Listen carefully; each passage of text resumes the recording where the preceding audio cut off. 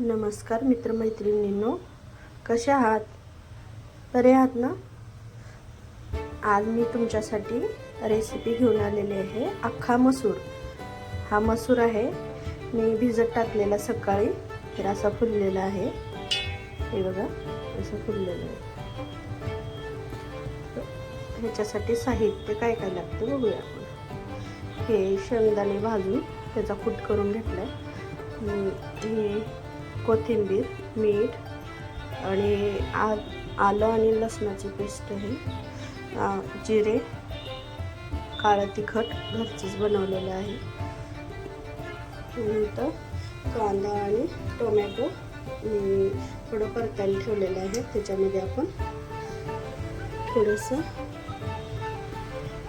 तेल टाकूया, म्हणजे ते व्यवस्थित परतलं जाईल।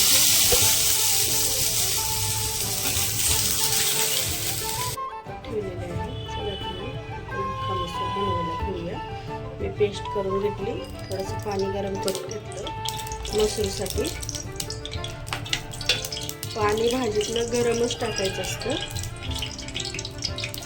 मी अडीच मापडे तेल टाकलेले,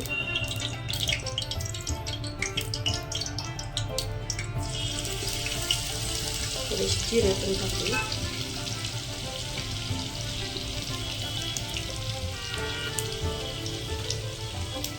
बघा, पिवळी करून घेतली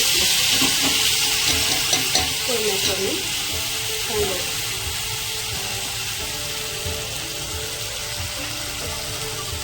तेल सुटतं त्याला।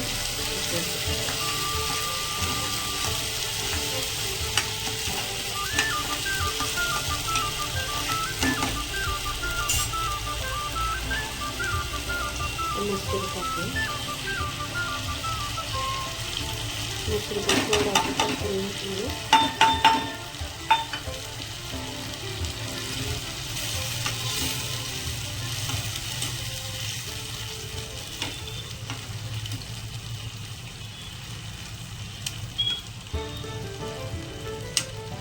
थोडासा असाच मसूर शिजू द्यायचा वाफेवर। त्याच्यात तिखट मीठ टाकून नंतर चला तर आपण 10 मिनिट झाकून ठेवूया। मिनिट झालेले आहेत, आपला अख्खा मसूर कसा झाला शोषून घेतलं। करपट वगैरे काहीच नाही।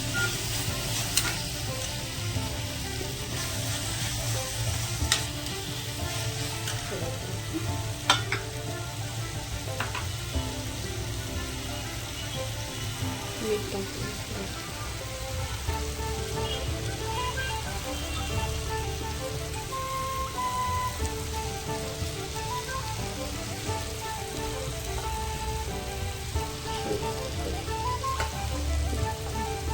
तिखट टाकून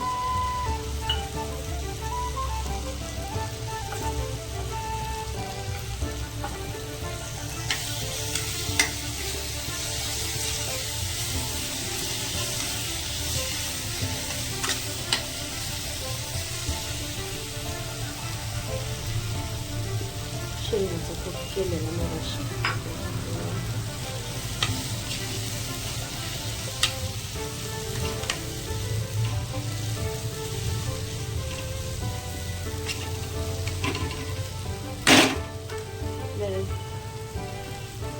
तेल वगैरे सुटत नाही भाजीला वगैरे म्हणतात ना, तर ते थंड पाणी टाकलं ना तर तेल नाही सुटत भाजीला, ते उडून जातं।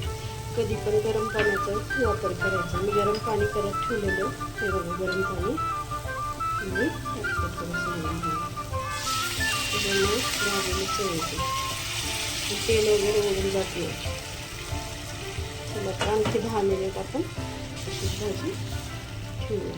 कसं होतं बघा, आपले 10 मिनिट झालेले आहेत। कशी झाले बघू, तर्रीवात झाली का मसुरीची, अख्खा मसूरची भाजी। ते बघा असं पाणी तेल सुटलेलं आहे।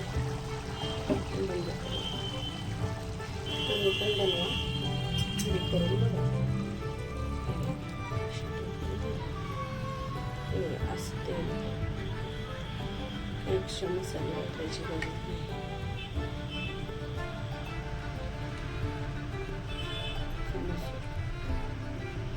ज्वारीची भाकरी किंवा चपातीसोबत पण खाऊ शकता. तुम्ही पण बनवा. लाईक करा, शेअर करा, सबस्क्राईब करा. चला तर भेटूया पुढच्या व्हिडिओत. फेसबुक पेजला पण फॉलो करा.